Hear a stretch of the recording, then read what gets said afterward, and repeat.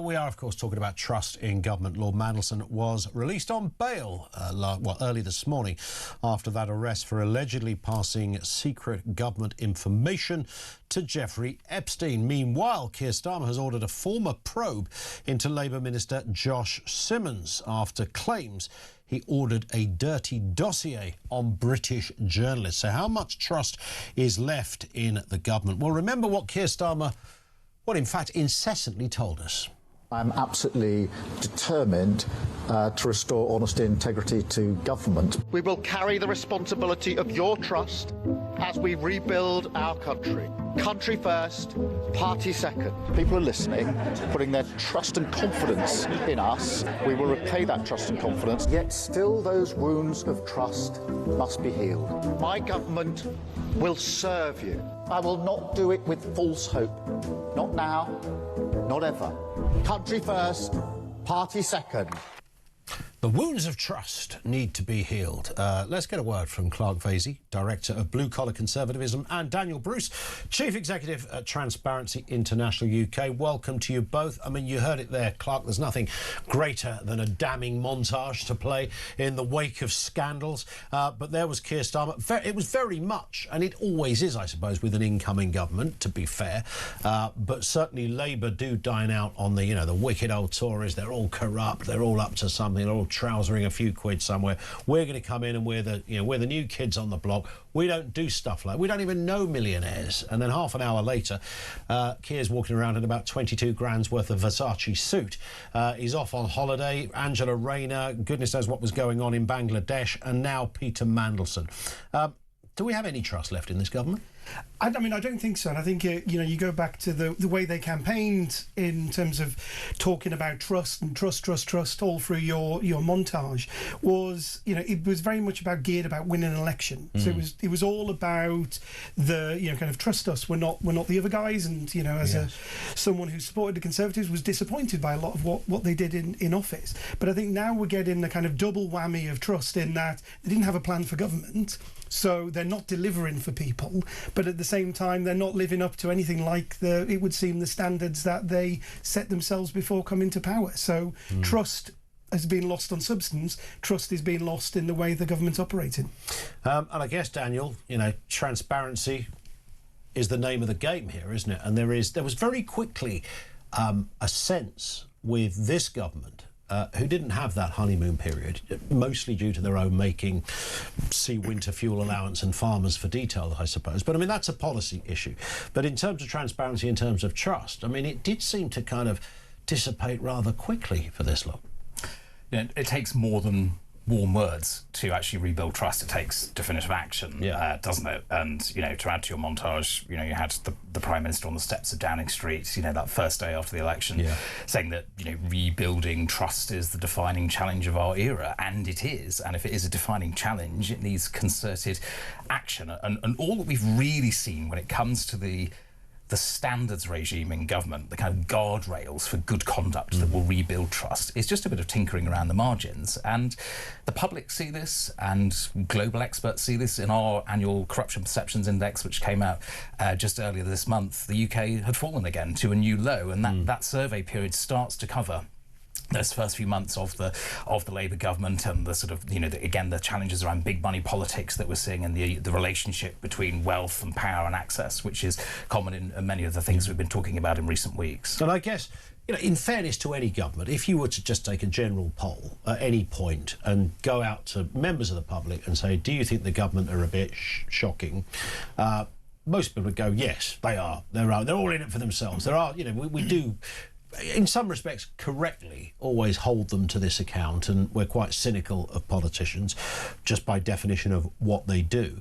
But I guess with this, when you think of something like this whole Epstein thing, where there were such obvious areas that could have been spotted, and you sort of think, hang on, there's lots of people around the Prime Minister, often who are paid more than the Prime Minister, people that literally are meant to know where the bear traps are in these stories. I mean, the Epstein thing is just classic. 2009, there was Peter Mandelson staying at Jeffrey Epstein's house. That must have been a matter of public record, because he was Deputy Prime Minister, essentially, at the time. That never came up, or if it did, it was ignored. And I wonder whether politicians just think it's going to be all right in a kind of chronic case of ultra naivety, or are they stupid, or are they just hopeful? What is it? What's going on there? Well, we think it's all a symptom of a system that just isn't working properly. You know, if we had transparent lobbying of government, if we had conflicts of interest that weren't just declared but were properly managed, we wouldn't be having this conversation today. You know, you've cited the dates already. This goes back nearly 20 years, and it's taken the disclosure of files by another country's law enforcement to actually bring us to the situation which this government knew were coming, those files. They did, which makes it even more interesting, doesn't it? Because they knew that at some point Trump was going to release these Epstein files, so they might have thought, well, there might be something in it, Clark. There could be, there could be one of, our guy might be mentioned. We know he was friends with him. You would think so. I think, you say, is it stupid? I think there's a large sense of arrogance that you do see amongst kind of a lot of politicians, that and it does show through in the way that the Labour Party campaigned at the last election, which was that this group of people here are inherently better than this other group of people here, and just trust us because of we're great, aren't we? Whereas actually we're now seeing that kind of the depth wasn't there in terms of policy. If the government was delivering and people felt like, actually these aren't the greatest group of people I've ever seen, but I feel like my life's getting better, they might be more forgiving of some of the ways in which they're behaving. But that's not how people feel. So there isn't really anyone that feels like they're getting a huge amount out of this government. So when you pile in the kind of the perceptions of what it means in terms of how they go about their business, then all of a sudden it does start to look like kind of this is another government that's not delivered and just isn't operating the way that it should. But the sort of vainglorious nature, I suppose, of politicians like Mandelson himself, you might have thought when this whole gig came up over there in Washington, where you're literally called your excellency, which must have appealed to him in the most seductive kind of fashion. He might have thought, well, hang on, these Epstein files are coming out. I'm going to be mentioned in them more times than the word donkey is mentioned in the nativity story. I'm bound to come up, even if I've done nothing. I'm going to come. You might have thought he'd have said, I'm sorry, I better not take this gig. But he was never going to turn that one down, was he? Well, clearly he didn't turn it down. And I think that, kind of probably you do start to believe your own hype. That Peter Mandelson has been there throughout the transformation of the Labour Party, from the kind of picking the red rose in the 1980s through to kind of the peak of Blair, and there's just probably a sense that the rules don't apply to him. And I suppose one of the problems, Daniel, is that individuals don't always see it as corrupt. I'm thinking back to Boris Johnson's wallpaper. He couldn't for the life of him remember who the hell had given him 100,000 quid or whatever it was, and everyone was scratching their heads going, well, hang on, how would you not know that like that? Surely you would know.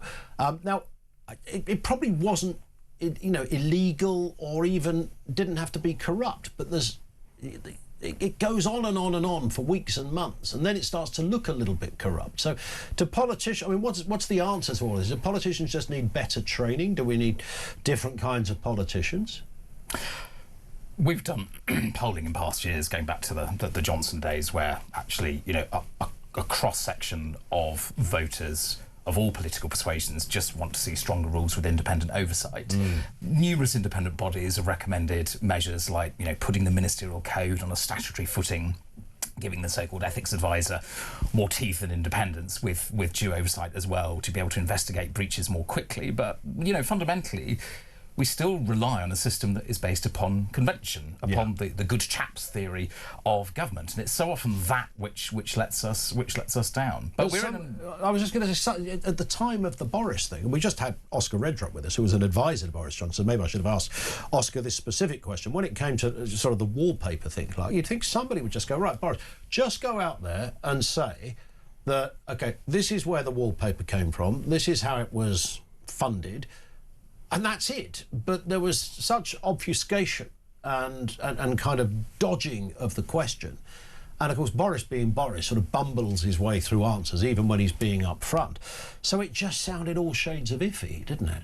It did. And, as someone who's supported the Conservative Party for many years, there was a lot that they did that disappointed. And, and I think that the public's had this perception of disappointment in their politicians going back quite a number of years now. It's not, kind of around that time when Mandelson was sending, staying at Epstein's or whatever, was around the time of the expenses, which was again another big hole in that perception that the public had of, these guys are supposed to be working on my behalf, delivering from me. And I think that, we've got a system which is quite bloated, which does, kind of lavish extra, kind of goodies on, those that are in power. Yeah. Whereas, if we had something that was a bit leaner, had people focused on, right, how do I deliver for those who put me there, which ultimately should be the test of any politician. I mean, the expenses, I'd forgotten how, journalistically, how delicious that story was. I mean, it was a daily Telegraph drip, wasn't it, of these just incredible stories. And we all remember duck houses and stuff like that, but your cushions from Harrods or John Lewis or wherever it was. But again, that was I suppose a classic example, Daniel, of politicians thinking, well, no, hang on, I was told that I was allowed to make these claims because I'm not meant to be living in a hotel. I'm allowed to have a second home in London. I'm allowed to furnish it in a way that would look like my first home. That's part of the gig. So they didn't see they were doing anything wrong. And in fact, even in that particular example, there were many names, of course, that were caught up in expenses that were, some of the ones you'd least expect. Yeah, it was...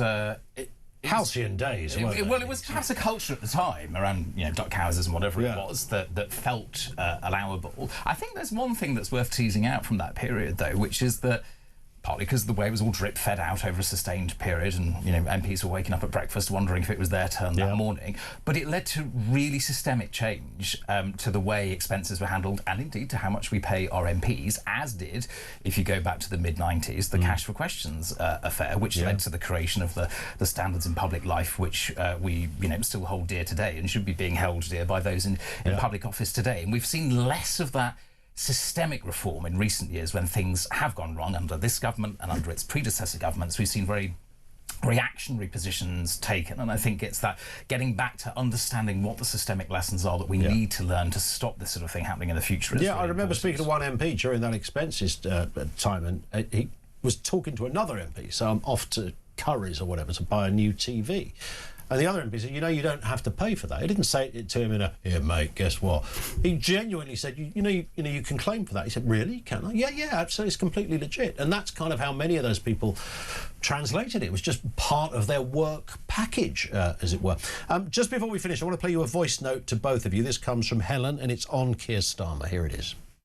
Afternoon. So I don't know anybody that won't actually stand up for Starmer or say anything good about him. So I've got a friend that I've known for a long, long time, 40 years actually, and he always voted Labour. And I said, tell me one good thing about Keir Starmer. And all he does is go on about Farage or about racism, things like that. So even he will not come out and say one good thing. So even die-hard Keir Starmer supporters can't say one good thing about Keir Starmer. I mean, has it got to that level, do you think, in this story, Clark, where you can't redeem this, you can't in any way turn a corner if you're Keir Starmer? I mean, I'm astounded at the suggestion that there's a die-hard Keir Starmer fan is something that exists. But I think absolutely, it kind of goes back to kind of point a moment ago. Yeah. That they're not delivering on the things that they said they were going to deliver in office. It was very clear that there wasn't a plan for government. So you layer on top, kind of what we're going through now, and kind of those things will play out. And clearly, Mandelson is an issue which has captured the public attention.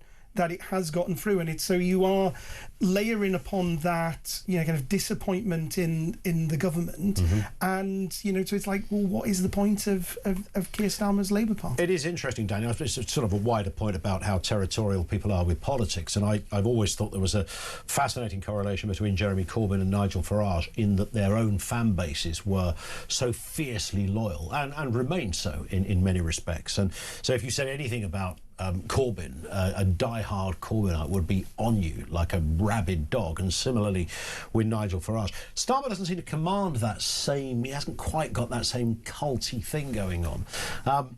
So perhaps in that respect, does that put him in a more dangerous position? Because we know there's plenty in his own party that aren't that happy and be quite happy to see the back of him. Well, don't forget Labour Together, which is a very, you know, powerful campaign group, which has, you know, propelled him to the leadership position that he's in, which finds itself exclusively attached to Josh Simmons. So that's perhaps the closest he had to that.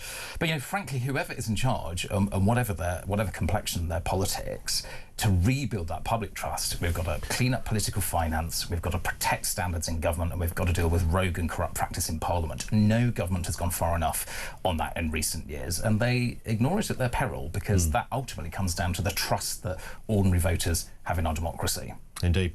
Daniel, good to see you, sir. Thank you very much indeed. Daniel Bruce and Clark Vasey. Thank you, Clark. Nice to see you again with us here on Talk. Over to you.